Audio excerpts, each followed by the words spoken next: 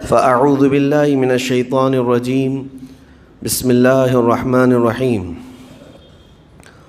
والذین اذا فعلوا فاحشة او ظلموا انفسهم ذکروا اللہ فاستغفروا لذنوبهم ومن یغفر الذنوب الا اللہ ولم يصروا على ما فعلوا وهم يعلمون صدق اللہ مولانا العظیم۔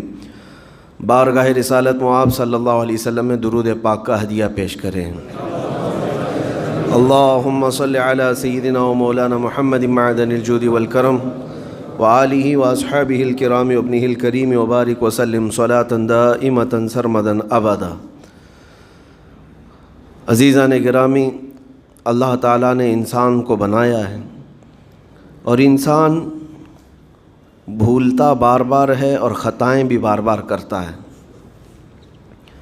خطا کرنے والا اور بھول جانے والا اللہ کی بارگاہ میں ایسا نہیں ہے کہ وہ ہمیشہ کے لیے ناکارہ ہے، بلکہ اللہ تعالیٰ نے اسے زندگی میں بار بار موقع دیے ہیں کہ تو اپنی خطاؤں سے اور اپنی بھول سے پھر سے دوبارہ اپنی اچھی زندگی میں آ جا، اور اسی کو ہم توبہ کہتے ہیں۔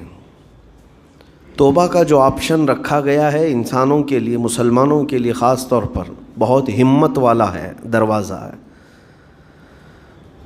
بہت ہمت والا دروازہ ہے۔ اور اسی وجہ سے حدیث پاک میں یہ ہے کہ گناہ کرتا ہے بندہ، پھر توبہ کرتا ہے، پھر گناہ کرتا ہے، پھر توبہ کرتا ہے، یہ کرتا رہتا ہے۔ فرشتے اللہ کی بارگاہ میں عرض کرتے ہیں کہ مولا یہ تو بار بار وہی کرتا ہے، پھر توبہ کرتا ہے۔ اگر ہمارے ساتھ کوئی غلطی ایک بار دو بار کر دے، تیسری بار تو ہم اسے چھوڑیں گے بھی نہیں۔ انسانوں کی طبیعت تو یہی ہے، لیکن بندہ جب بار بار ایک خطا کرتا ہے اور پھر توبہ کرتا ہے، پھر خطا پھر توبہ، تو فرشتے جب اللہ کی بارگاہ میں یہ عرض کرتے ہیں کہ مولا یہ ہر بار یہی کرتا ہے، تو جانتے ہیں پروردگار عالم کیا فرماتا ہے؟ ارشاد فرماتا ہے، اے میرے فرشتوں، میرا بندہ مجھے رحمان سمجھتا ہے اس لیے بار بار توبہ کرتا ہے، مجھے وہ ارحم الراحمین سمجھتا ہے، ورنہ کون بار بار اللہ تبارک و تعالیٰ کی بارگاہ میں دروازہ کھٹکھٹاتا؟ تو رب تبارک و تعالیٰ ارحم الراحمین ہے، یہ تصور ہر مسلمان کے ذہن میں ہے، اس کی وجہ سے وہ کبھی مایوس نہیں ہوتا۔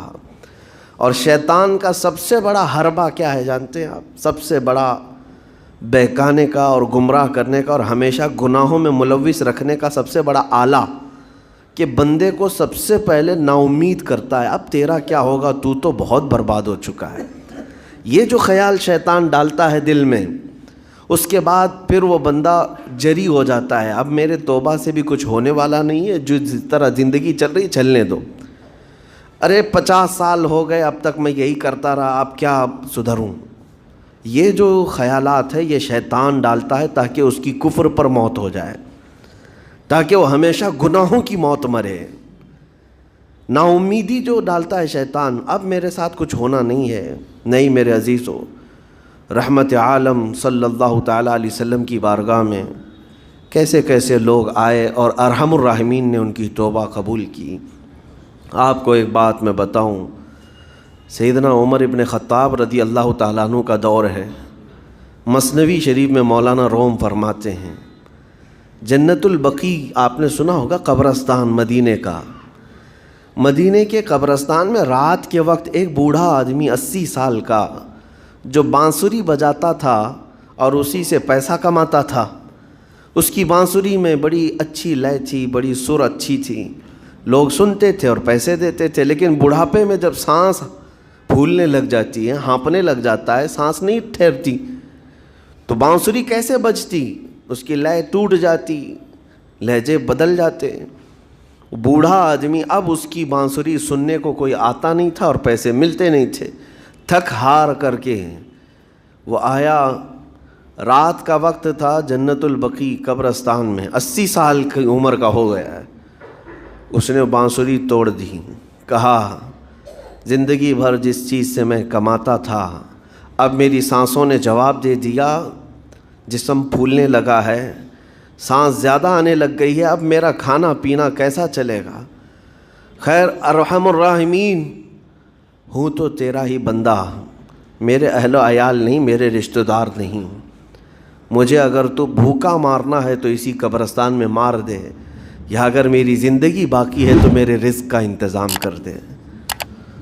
وہ رو رہا تھا 80 سال کی عمر میں۔ جب بندہ لاچار و مجبور ہوتا ہے تو پروردگار کو ہی یاد کرتا ہے۔ جانتے ہیں عمر ابن خطاب رضی اللہ تعالیٰ عنہ امیر المومنین مسجد نبوی میں تھے اور ان کی آنکھ لگی تھی، خواب میں رسول پاک صلی اللہ تعالیٰ علیہ وسلم تشریف لائے۔ کہا عمر، اللہ کا حکم ہے جنت البقیع میں جاؤ، ایک بھوکا آدمی کھڑا ہے، اپنے گھر سے کھانا لے جاؤ اور اس کی ضرورت کا انتظام کرو۔ نیند کھلی تو آپ نے دیکھا اللہ کے حبیب صلی اللہ علیہ وسلم کی طرف سے حکم آیا اور رب ذوالجلال کا حکم ہے۔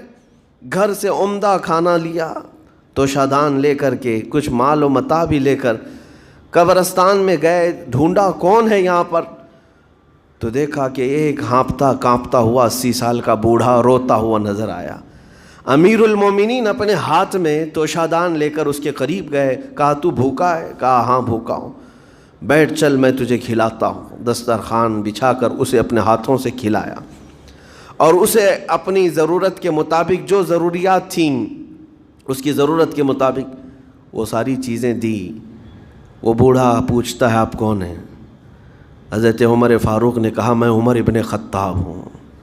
وہ ڈر گیا، حضرت عمر سے کون نہیں ڈرتا تھا کہ کہیں یہ کھلا پلا کر کے مجھے کوڑے نہ ماریں کہ زندگی بھر بانسری بجانے والا آج پکڑا گیا ہے، ہاں آج مجھے یہ سزا نہ دے دے۔ وہ کانپنے لگا، کہا کہ آپ یہاں کیسے؟ حضرت امیر المومنین کہتے ہیں میں خود نہیں آیا، مجھے اللہ کے رسول نے بھیجا، اور رب تبارک و تعالیٰ کا حکم آیا تھا کہ تو بھوکا ہے اور تو نے رزق مانگا ہے اور مجھے تیرے رزق دے کر کے بھیجا گیا ہے۔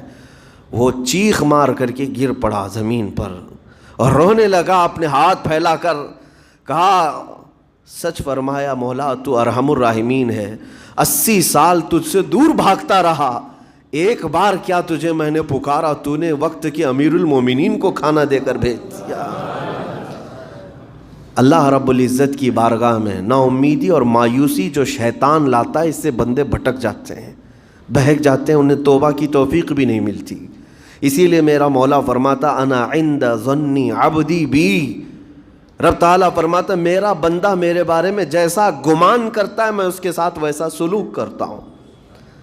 تم کیا گمان کرتے ہو؟ وہ سخت پکڑ کرے گا، ابھی مار ڈالے گا۔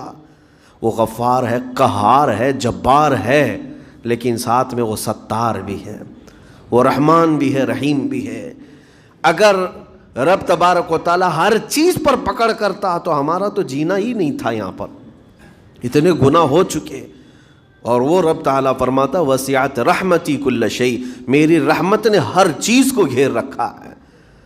اللہ رب العزت بندوں کو معاف کرنے کا اظہار زیادہ فرماتا ہے۔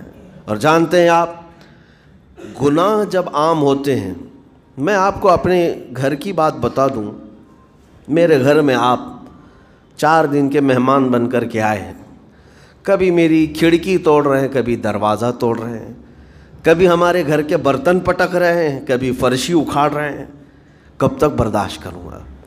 آپ کو نکال کر باہر کر دیں گے، یہ مہمان نہیں، یہ بلا ہو گئی، یہ گھر سارا اجاڑ رہا ہے۔ ایک چیز پر چھوڑ دیا جائے، 2 چیز پر چھوڑ دیا جائے، یہ انسانوں کی فطرت ہے، انسانوں کی فطرت۔ لیکن رب کائنات اپنی کائنات میں ہم بندوں کو اتارا ہے، ہم نے کیا نہیں بگاڑا اس اپنے گناہوں سے اس کی زمین کو لال کر دیا، ہاں اس کی نافرمانی سے ہم نے اس کائنات کے رنگ کو بدل دیا، کھلے عام گناہ، ننگا پن، بے حیائی، عیاشی، سب کچھ ہوتا رہا۔ اس کی کائنات ہے، اس کی زمین ہے، اس کی سلطنت ہے۔ اور ان گناہوں کی وجہ سے جانتے ہیں آپ سمندر اللہ کی بارگاہ میں عرض کرتا ہے کہ مولا تو مجھے اجازت دے دے، میں ایسی طغیانی لاؤں گا کہ یہ سب ہلاک ہو جائیں گے۔ ہوائیں اللہ سے اجازت مانگتی ہیں تو مجھے شدت دے دے، میں اتنا تیز اڑاؤں گی کہ ان کے پرخچے اڑ جائیں۔ لیکن جانتے ہو اللہ کی طرف سے جواب کیا آتا ہے؟ سمندر کو بھی رب تعالیٰ فرماتا ہے، ہواؤں کو بھی کہتا ہے رب تعالیٰ رک جاؤ، میں میرے بندوں کے انتظار میں ہوں۔ میرے بندوں کی توبہ کے انتظار میں ہوں کہ میرے بندے میرے پاس لوٹ آئیں گے۔ اسی لیے اللہ کے حبیب صلی اللہ تعالیٰ علیہ وسلم ارشاد فرماتے ہیں اللہ تعالیٰ کو سب سے زیادہ خوشی کس بات کی ہوتی ہے جانتے ہیں؟ رب تعالیٰ اپنے بندوں سے کب خوش ہوتا ہے؟ مثال دے کر کے میرے آقا نے فرمایا، مثال دے کر سمجھایا، صحرا میں، ڈیزرٹ میں ریتیلے میدان ہوتے ہیں، اس کا سفر بڑا ڈینجر ہوتا ہے۔ آج بھی ڈیزرٹ ہیں بہت سارے، سہارا ڈیزرٹ کا نام سنا ہوگا آپ نے۔ ہم گئے ہیں 200-250 کلومیٹر تک آپ چلتے رہو گاڑی، نہ ایک درخت نظر آتا ہے، نہ پہاڑ نظر آتا ہے، نہ گھر نظر آتا ہے، کچھ بھی نہیں۔ اس طرف میدان ریت کا اور آسمان لگا ہوا دکھتا ہے، ادھر بھی آسمان، تنہا ہم اکیلے نظر آتے رہتے ہیں۔ صحرا کا جو سفر ہوتا ہے بہت کٹھن ہوتا ہے۔ نبی پاک صلی اللہ تعالیٰ علیہ وسلم مثال دیتے ہوئے ارشاد فرماتے ایک بندہ اپنی اونٹنی لے کر، اس پہ ساز و سامان لے کر کھانے پینے کا صحرا کے سفر پر تھا، اور صحرا میں کھانا پانی بہت مقدار میں لی جاتی ہے کیونکہ کچھ ملتا نہیں، اور جلد سے جلد وہاں سے سفر گزار کر کے آنا۔ ایک بار اگر راستہ بھٹک گیا موت ہو جاتی، وہاں پہ راستہ ملے گا نہیں، جس طرف بھی جاؤ تو لگے گا سیدھا ہی چل رہا ہوں، ڈائریکشن ہی نہیں پتہ ہوتے صحرا میں۔ حضور پاک صلی اللہ علیہ وسلم فرماتے ہیں ایک بندہ صحرا کے سفر میں اپنی اونٹنی کے ساتھ ساز و سامان لے کر سفر پر تھا، بیچ راستے میں اسے نیند آئی، سویا، سو کر کے اٹھا تو دیکھا اس کی اونٹنی ساز و سامان کے ساتھ غائب ہے، صحرا میں، بیچ صحرا میں۔ اب جو سواری تھی وہ غائب ہے، کھانا پانی تھا وہ غائب ہے، کچھ نہیں ہے ساتھ میں۔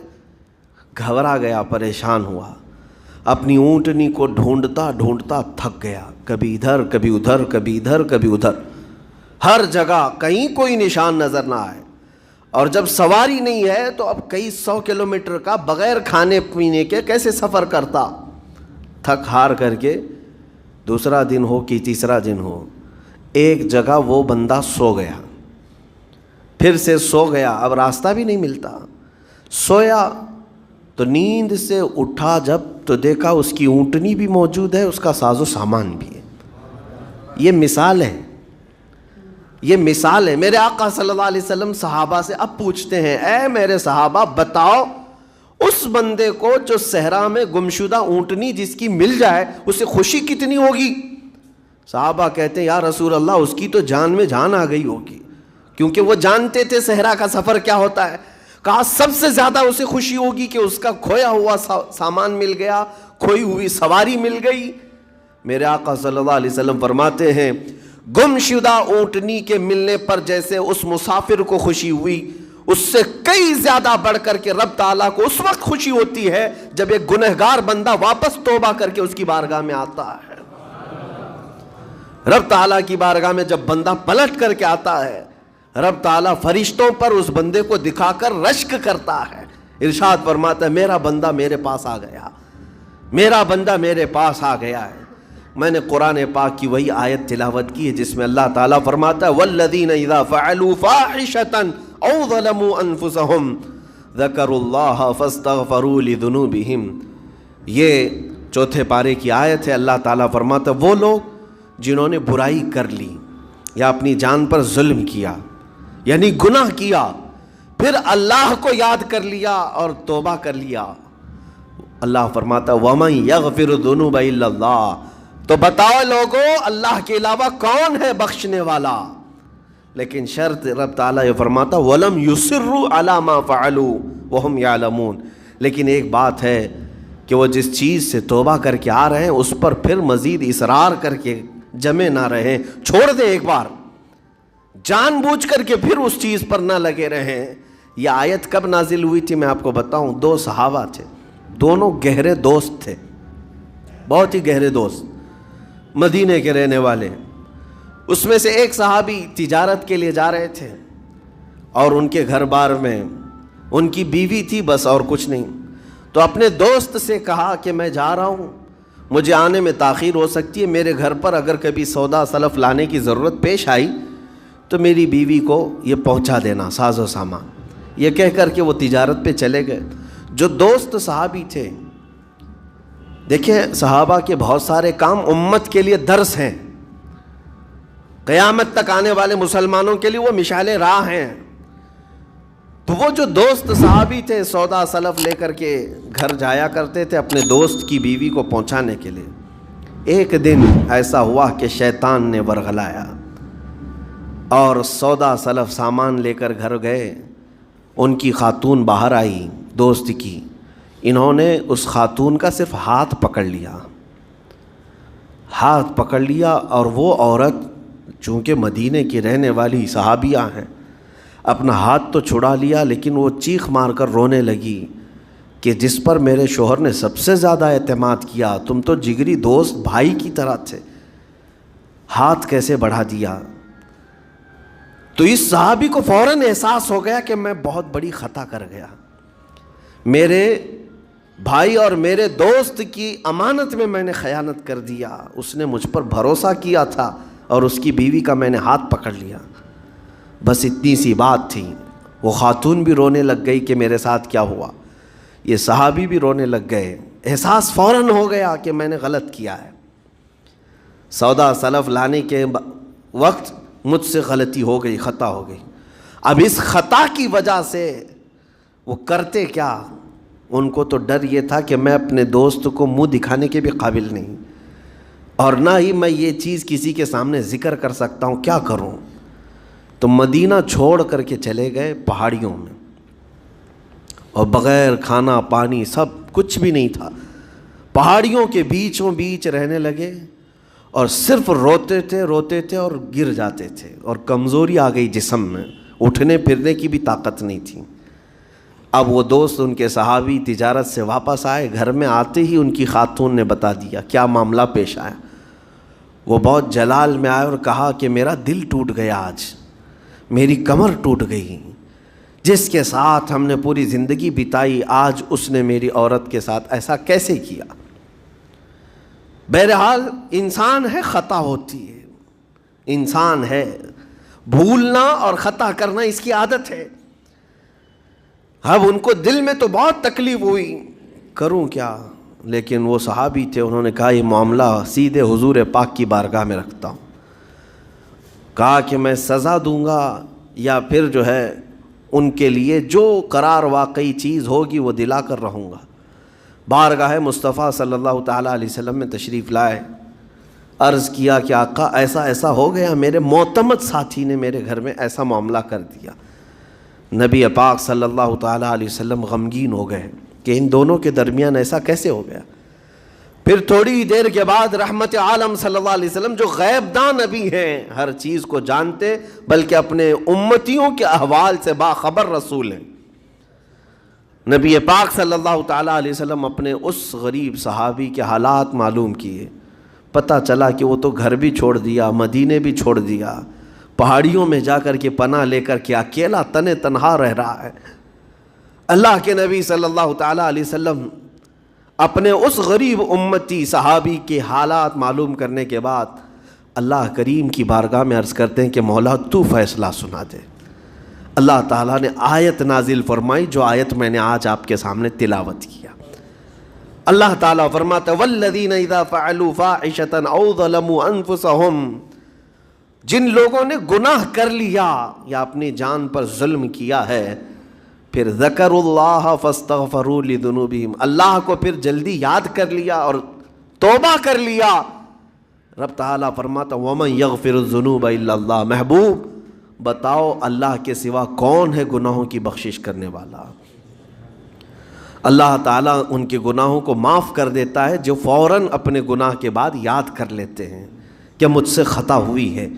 رسول کریم صلی اللہ تعالیٰ علیہ وسلم نے اس صحابی کو بتایا تیرے بھائی سے بھول ہوئی، خطا ہوئی، لیکن رحمان نے اس کی بخشش کا مصداق قرآن میں سنا دیا کہ وہ باز آ گیا اور توبہ کر رہا ہے، لہٰذا تیرے لیے بھی یہ زیب نہیں دیتا کہ تو اب کوئی انتقام لے، تو اپنے دل سے معاف کر۔ یہ صحابی تھے، اللہ کے نبی صلی اللہ علیہ وسلم کے پروردہ تھے، نفسانیت اور خواہشات کے نہیں۔ یہ فوراً گئے اور اپنے اس جگری دوست کو، اپنے اس بھائی کو ڈھونڈتے ہوئے پہاڑیوں کے بیچوں بیچ جا کر کے دیکھا، ان کی حالت بہت خستہ تھی، کمزور ہو گئے تھے، اور روتے روتے اتنا تھک گئے تھے، نہ کھانا ہے نہ پانی ہے، بس یہ کہ ان سے خطا کیا ہوئی تھی، اپنے دوست کی عورت کا ہاتھ پکڑ لیا تھا، بس میرے عزیزو اس سے بڑا نہیں۔ ہاتھ پکڑنے پر ان کو اس قدر احساس تھا کہ مدینہ چھوڑ دیے۔ لوگ یہاں پورے کے پورے گناہ میں ڈوب جاتے ہیں، زنا میں ڈوبتے ہیں، انہیں احساس تک نہیں۔ یہ صحابی گئے، اور جیسے ہی یہ گئے تو وہ ہوش میں آئے اور رونے لگے کہ میرا بھائی آ گیا اور اب شاید یہ انتقام لے گا، بدلہ لے گا، مجھے مار ڈالے گا، کیونکہ میں نے اس کا اعتماد توڑا، اس کا بھروسہ ختم کیا۔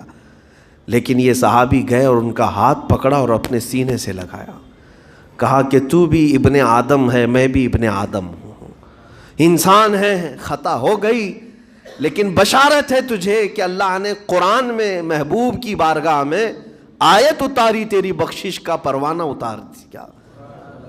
وہ اس قدر خوش ہوئے کہ اس صحابی کو تھام لیا اور کہا میں تو مایوس ہو کر پورے گھر بار سب چھوڑ کر کے آیا تھا، لیکن میرا رحمان خدا بندوں کو کبھی چھوڑتا نہیں، کبھی اکیلا ہونے نہیں دیتا، وہ مایوس نہیں کرتا۔ میرے عزیزو، آج ہمارے پاس وقت ہے، جب ٹھوکر کھائیں تو فوراً احساس ہو جائے، جب غلطی ہو جائے۔ غلطیاں کس سے نہیں ہوتی؟ گناہ سب سے ہوتے ہیں۔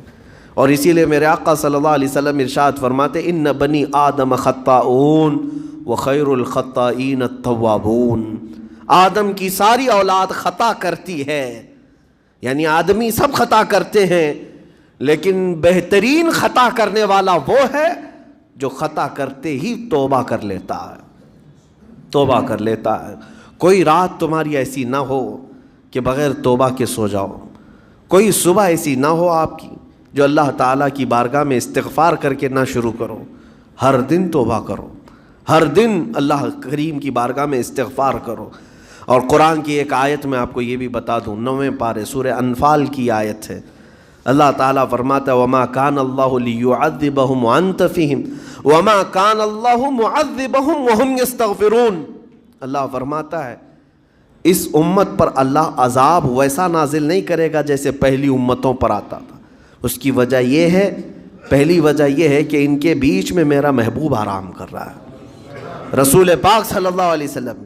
دوسری ایک وجہ رب تعالیٰ فرماتا ہے وَمَا كَانَ اللَّهُ مُعَذِّبَهُمْ وَهُمْ يَسْتَغْفِرُونَ، جب تک لوگ اللہ کی بارگاہ میں استغفار کرتے رہیں گے، استغفر اللہ ربی من کل ذنب واتوب الیہ، جب تک استغفار کرتے رہیں گے، اللہ فرماتا ہے اس قوم پر اللہ عذاب نہیں نازل کرتا۔ جب بندے چھوڑ دیتے ہیں، ارے جو کیا سب صحیح کر رہا ہوں، میرا کیا ہے، توبہ کرنا بھول گیا، استغفار کرنا بھول گیا، ان بندوں پر اللہ کا عذاب آتا ہے، اس قوم پر عذاب آتا ہے۔ اسی لیے میں کہتا ہوں میرے عزیزو، خطائیں سب سے ہیں، ہمارے دامن کے اندر کیا کیا ہے وہ ہمیں معلوم ہے، ہمارے پروردگار کو۔ بہت سارے راز ایسے ہیں جو اس نے چھپا رکھا ہے، بندوں کے اوپر پردہ ڈال رکھا ہے، اتنی باتیں کہ اگر وہ پردہ اٹھا دے تو لوگ رشتہ داروں کے سامنے بیٹھنے کے بھی قابل نہیں رہیں، ماں باپ دیکھ کر گھبرا جائیں گے اور اپنے گھر سے دور کر دیں، یا اگر باپ کی غلطیاں بیٹے کو پتہ چل جائے تو زندگی بھر اس کو باپ نہیں تسلیم کرے گا، وہ باپ نہیں مانے گا کہ اس کی اتنی بڑی بڑی خطائیں۔ لیکن وہ رحمان ہے، باپ کی عیب بیٹے سے چھپا رکھا ہے، بیٹے کے عیب ماں سے چھپا کر رکھا ہے، وہ پروردگار عالم نے پردہ رکھا ہے ہر ایک پر۔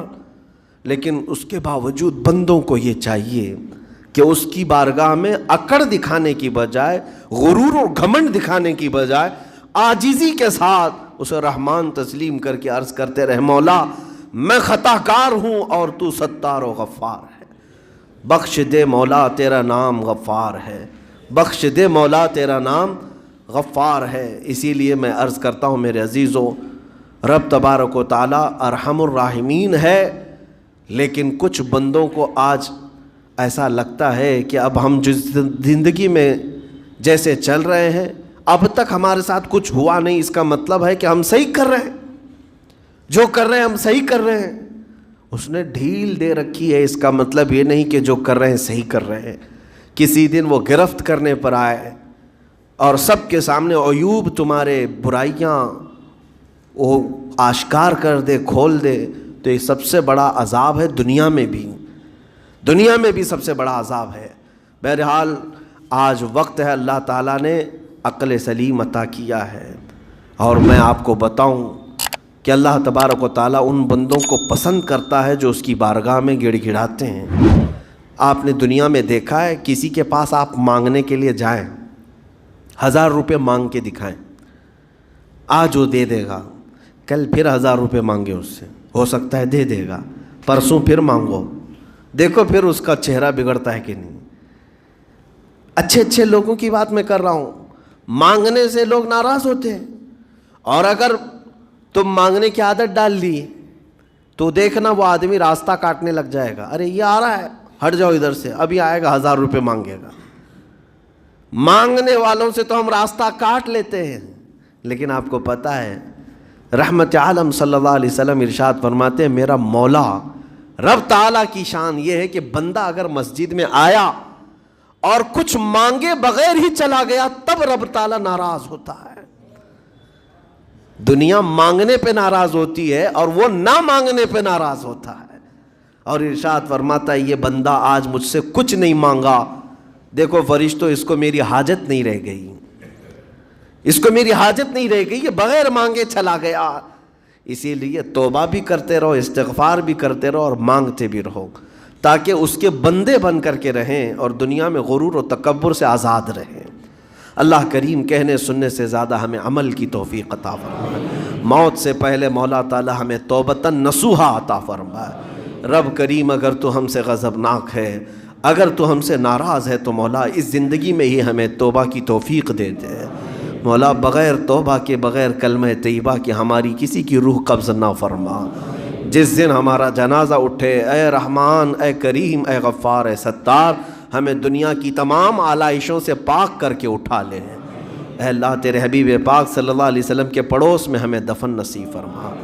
وآخر دعوانا ان الحمد للہ رب العالمین۔ سلام علیکم۔